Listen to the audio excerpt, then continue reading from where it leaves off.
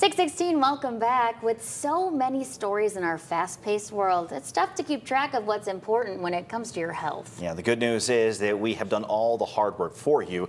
As Fox 43's Amy Lutz has this week's Health Smart Wrap.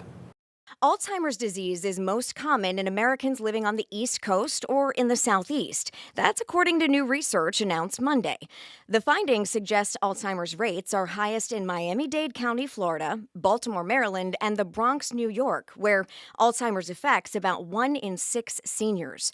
Experts say the study may help millions of Americans who are living with dementia and may be used when making plans in the future for an aging population.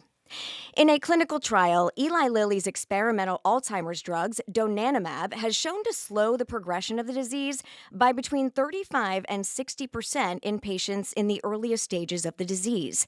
Their results suggest the drug could be at least as effective as Leqembi, which was recently approved by the Food and Drug Administration.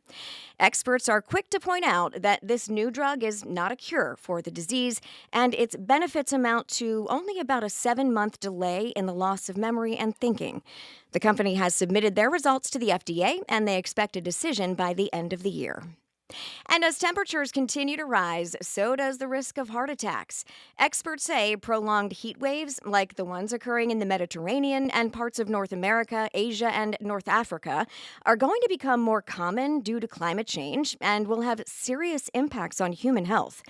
Authorities say higher temps, especially at night, lead to an increased risk of heart attacks and death since the body is not able to recover from sustained heat. The Red Cross recommends drinking water, staying out of the sun, and checking up on elderly and vulnerable people. With your Health Smart report, Amy Lutz, Fox 43 News.